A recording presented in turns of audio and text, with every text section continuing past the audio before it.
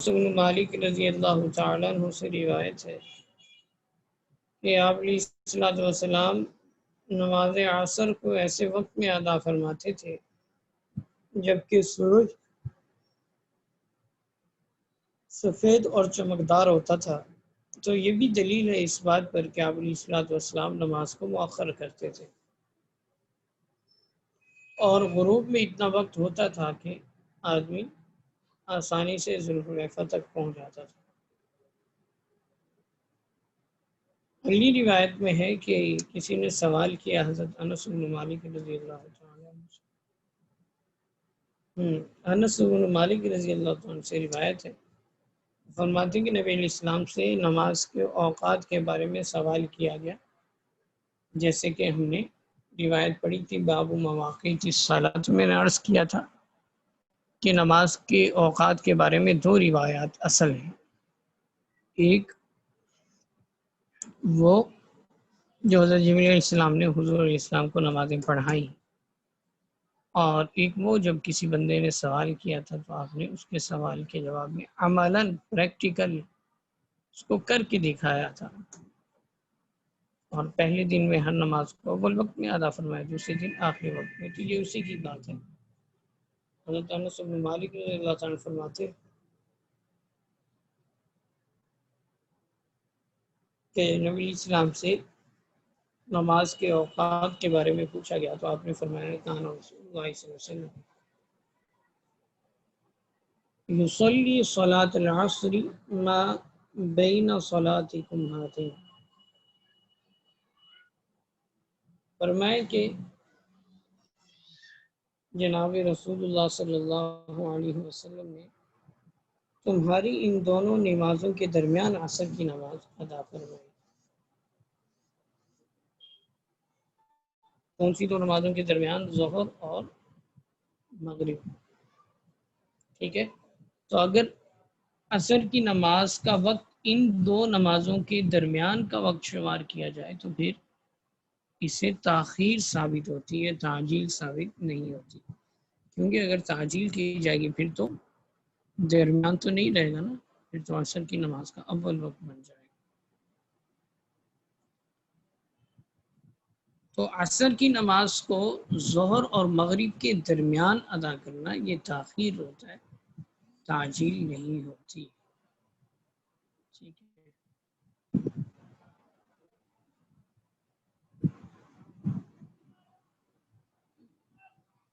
تو یہ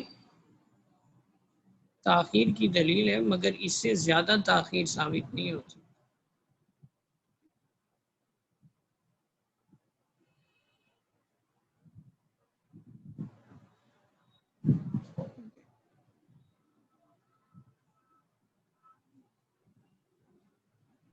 تو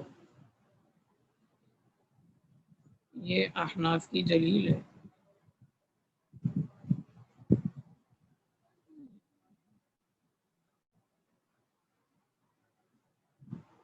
حضرت عائشہ رضی اللہ تعالیٰ عنہ کی روایت سے اشکال ہوتا ہے کہ وہ فرماتی ہیں کہ نبی علیہ الصلوۃ والسلام عصر کی نماز پڑھ لیا کرتے تھے، حالانکہ سورج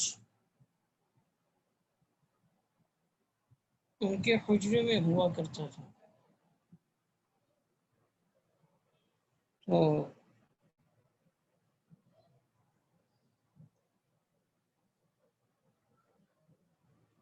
اس سے معلوم ہوتا ہے کہ عصر کی نماز جلدی ادا فرماتے تھے۔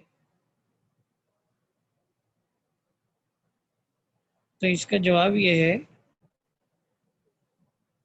کہ حضرت عائشہ رضی اللہ تعالی عنہ کی حجرے کی دیواریں بہت چھوٹی تھیں، سورج تاخیر تک ان کے کمرے میں رہا کرتا تھا، اس وجہ سے فرماتی ہے کہ نبی علیہ السلام نماز ادا کرتے تھے اور سورج میرے حجرے میں رہتا تھا۔ چونکہ حجرے کی دیواریں چھوٹی تھیں اس وجہ سے سورج دیر تک ان کے حجرے میں رہا کرتا تھا۔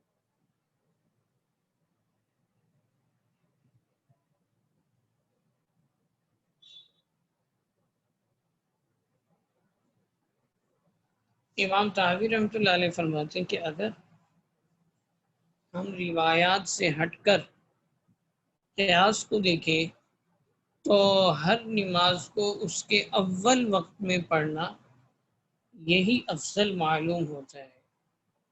کیوں؟ اس وجہ سے کہ یہ نماز کا پڑھنا یہ امر الہی کی تعمیل ہے، اور امر الہی کی تعمیل میں مسارعت کا ہونا ضروری ہے، یعنی اللہ تعالیٰ نے حکم دیا تو فوراً کیا جائے۔ مثال کے طور پہ اگر کوئی بڑا پانی مانگتا ہے، کوئی چیز مانگتا ہے، باپ کوئی حکم دیتا ہے تو اس کا مطلب یہی ہوتا ہے کہ اس کو فوراً کیا جائے، الا یہ کہ کوئی قرینہ موجود ہو، مطلب یہ کہے کہ ایسے کر لینا، یوں کر لینا۔ اگر کہے کہ ایسا کرو، ابھی کرو، تو پھر اس کام کو فوراً کرنا چاہیے۔ تو اسی طرح اللہ تعالیٰ کا جو حکم ہے اس کو بھی فوراً بجا لانا چاہیے، ٹھیک ہے؟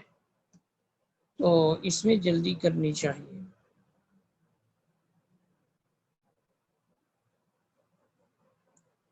لیکن امام طحاوی رحمۃ اللہ علیہ فرماتے ہیں کہ تاخیر کی روایات اس قدر کثیر ہیں کہ جو کہ تاخیر کی افضلیت کو نمایاں کرتی ہیں، اور صحابہ کرام کے عمل سے بھی اس کی تائید ملتی ہے۔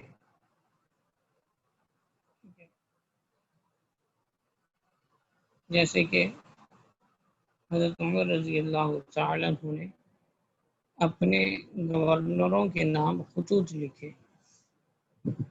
اور فرمایا کہ میرے نزدیک سب سے اہم چیز ان اہم امرکم عندی الصلاۃ، فرمایا کہ میرے نزدیک سب سے اہم چیز وہ نماز ہے۔ من حفظها وحافظ علیہا، جس نے اس کی حفاظت کی اور دوسروں سے اس کی حفاظت کروائی، دوسروں کو بھی نماز کا پابند کیا، خود بھی پابند رہا، حافظ الدین ہو، اس نے اپنے دین کو بچا لیا، اس کی حفاظت کر لی، ایمان کی حفاظت کر لی۔ اور جس نے ومن ضیعها فہو لما سواها اضیع، فرمایا کہ جس نے اس کو ضائع کر دیا تو وہ دین کے دوسرے اعمال کو، دوسرے احکامات کو بطریق اولا ضائع کر دے گا، ٹھیک ہے؟ جب نماز کی اہمیت نہیں ہے، جو سب سے اہم چیز ہے ایمان کے بعد، تو وہ دوسروں چیزوں کو کیا اہمیت دے گا؟ اور فرمایا صلی العصر، تم عصر کی نماز پڑھو، والشمس مرتفعۃ بیضاء نقیۃ، اس حال میں کہ سورج بلند ہو لیکن سفید چمکدار ہو، ٹھیک ہے؟ قدر ما یسیر الراکب فرسخین او ثلاثۃ، بقدر اس کے کہ ایک چلنے والا سوار جو ہے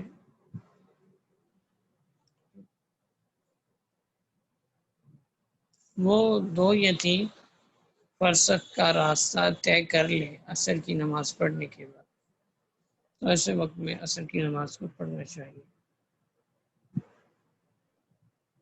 حضرت اکرمہ سے روایت ہے رحمہ اللہ سے، فرماتے ہیں کہ میں ایک جنازے میں حضرت ابو ہریرہ رضی اللہ عنہ کے ساتھ تھا، انہوں نے عصر کی نماز نہیں پڑھی یہاں تک کہ فسکت حتی راجعناہ مرارا ولم یصلی العصر، فرماتے ہیں کہ میں نے بار بار عصر کی نماز کی یاد دہانی کروائی تو وہ خاموش رہے، یہاں تک کہ حتی رأینا الشمس علی رأس اطول جبل بالمدینہ، یہاں تک کہ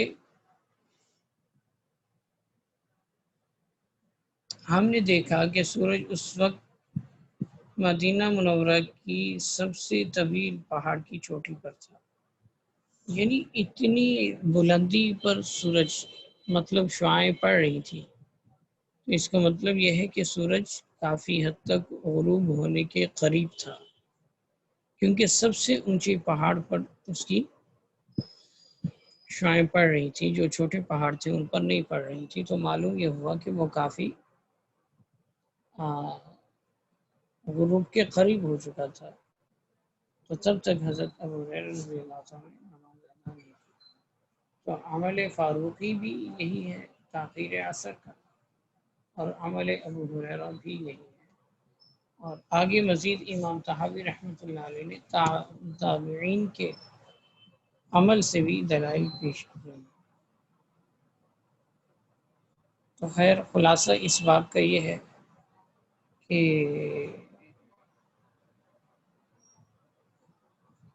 ائمہ ثلاثہ کے نزدیک عصر کی نماز میں تعجیل افضل ہے، جبکہ احناف کے نزدیک عصر کی نماز میں تاخیر افضل ہے۔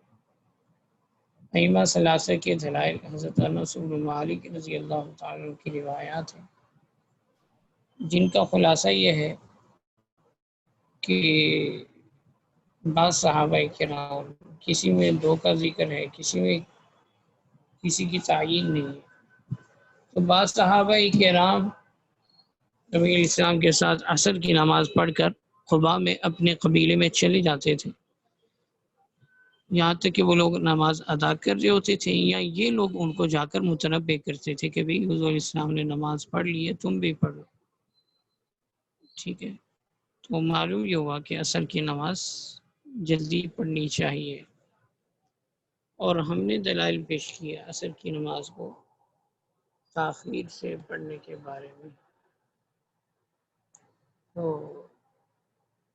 ایک تو حضرت عمر رضی اللہ تعالی عنہ کا قول ہوا،